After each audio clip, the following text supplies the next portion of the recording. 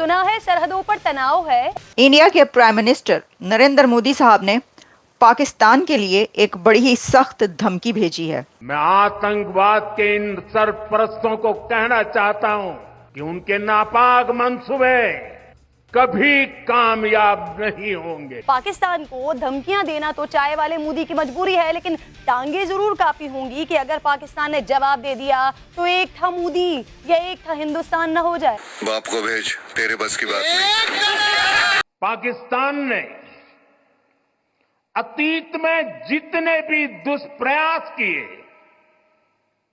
उसे मुंह की खानी पड़ी है। मोदी साहब का कहना था कि पाकिस्तान ने हिस्ट्री से कोई लेसन लर्न नहीं किया और अभी तक वही हरकतें जारी हैं। इंडिया तो ये बात करता है क्योंकि जारी बात है हमारा रिवायती हरीफ है, हमारा दुश्मन है। इंडिया तो शुरू से ख्वाब देख रहा था, जिमखाना में नाश्ता करने के ख्वाब भी देखता था, वो तो हमने नाको चने चबवाए। आप बेहतरीन इस पे रोशनी डाल सकते हैं, लेकिन 1971 अब इनको याद क्यों? कारगिल वॉर मेरे ख्याल वाहिद हिंदुस्तान पाकिस्तान के दरमियान वो जंग है जिसको पाकिस्तानी बी ब्लंडर कहते हैं। काफी ज्यादा पाकिस्तानी ऐसे हैं जो समझते हैं कि कारगिल वॉर जो पाकिस्तान की तरफ से एक ब्लंडर था। जहां तक पाकिस्तान का सवाल है, नवाज शरीफ खुद बोलते हैं कि 3 से 4 हजार तक कैजुअलिटीज हुई थी और शुरू में तो उन्होंने अपनी बॉडीज एक्सेप्ट नहीं करी। हमारा बड़ा नुकसान हुआ, जानी नुकसान हुआ। हमने केटर नहीं किया था, जो लोग ऊपर बैठे थे सप्लाईज नहीं पहुंचा सके थे। हमारा ख्याल ही नहीं था। इंडिया तो बोफर्स गन लेके आ गया, एयरफोर्स लेके आ गया। मोदी साहब की जो स्पीच का जो क्रक्स मुझे पता चला है वो ये है कि उन्होंने कहा कि हुन करके दिखाओ, अब करके दिखाओ। नमस्कार, जय हिंद दोस्तों। प्रधानमंत्री नरेंद्र मोदी ने कारगिल विजय दिवस पर लद्दाख के द्रास से पड़ोसी मुल्क पाकिस्तान को जमकर लताड़ लगाई है। उन्होंने कहा है कि कारगिल में हमने केवल युद्ध नहीं जीता था, हमने सत्य, संयम और सामर्थ्य का अद्भुत परिचय दिया था। आप जानते ही है कि भारत उस समय शांति के लिए प्रयास कर रहा था। बदले में पाकिस्तान ने फिर एक बार अपना अविश्वासी चेहरा दिखाया था, लेकिन सत्य के सामने असत्य और आतंक की हार हुई है। दोस्तों, पाकिस्तान ने अतीत में जितना भी दुष्प्रयास किया है उसे हमेशा मुंह की खानी पड़ी है। हालांकि पाकिस्तान ने अपने इतिहास से आज तक कुछ नहीं सीखा है। वो आतंकवाद के सहारे अपने आप को प्रासंगिक बनाए रखने का प्रयास कर रहा है। लेकिन आज जब मैं उस जगह से बोल रहा हूँ जहाँ आतंक के आकाओं को ये बात सीधी सुनाई पड़ रही है, मैं आतंक के उन सरपरस्तों को कहना चाहता हूं कि उनके नापाक मंसूबे कभी कामयाब नहीं होंगे। दोस्तों, प्रधानमंत्री नरेंद्र मोदी की ये स्पीच सुनकर पाकिस्तानी मीडिया सख्ते में है। मोदी साहब का कहना था कि पाकिस्तान ने हिस्ट्री से कोई लेसन लर्न नहीं किया और अभी तक वही हरकतें जारी हैं। उन्होंने एक तरीके से ये कह दिया है कि अब करके दिखाओ। मोदी साहब की जो स्पीच का जो क्रक्स मुझे पता चला है वो ये है कि उन्होंने कहा कि हुन करके दिखाओ, अब करके दिखाओ, अब बताते हैं तुम्हें। और साथ में उनका कहना था कि Pakistan has not learn anything from its history, it is trying to keep itself relevant with the help of terrorism and proxy war. और फिर उन्होंने कहा कि today I am speaking from a place where the masters of terror can hear my voice directly. I want to tell these patrons of terrorism that their nefarious intentions will never succeed.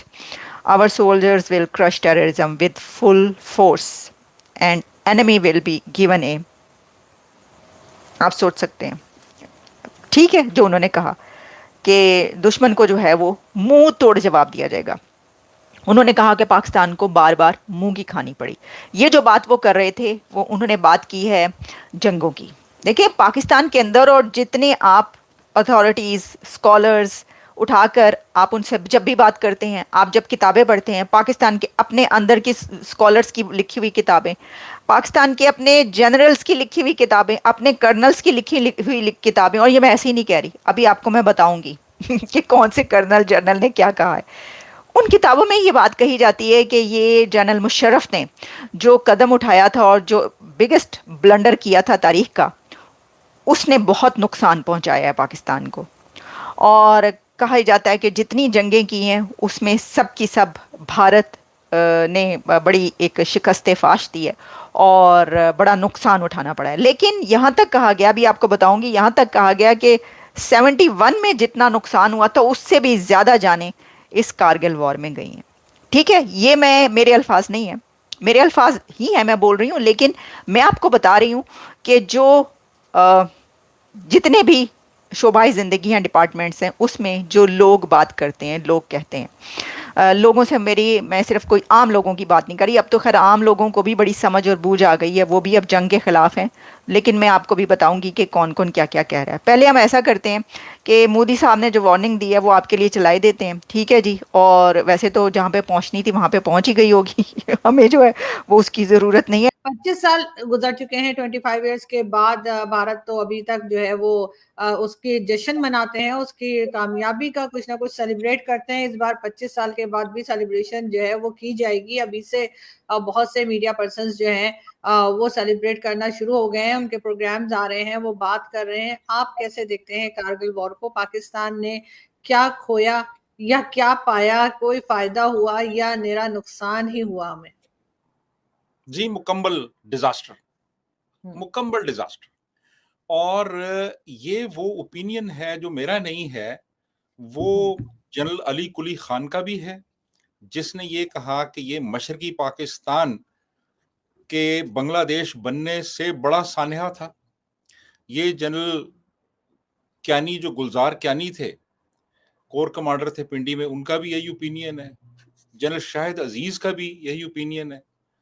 और हमारी जो top brass थी वो सब इस बात पे मुत्तफिक हैं कि ये एक डिप्लोमेटिक और एक मिलिट्री डिजास्टर था, जिसने पाकिस्तान को सिर्फ और सिर्फ नुकसान पहुंचाया हर लिहाज से। पाकिस्तान इंटरनेशनली आइसोलेट हो गया। पाकिस्तान और इंडिया बिल्कुल एक न्यूक्लियर वॉर की ब्रिंक तक पहुंच गए। यानी यहां तक हुआ कि अमेरिकन जो एड था प्रेसिडेंट क्लिंटन का,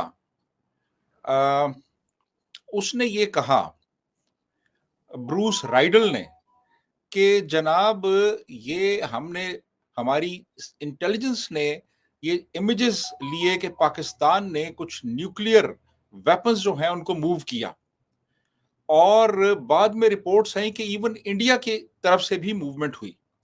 तो ये पूरा खित्ता जो था 1.5 अरब इंसानों का, ये न्यूक्लियर वॉर की बिल्कुल एक एज तक पहुंच चुका था।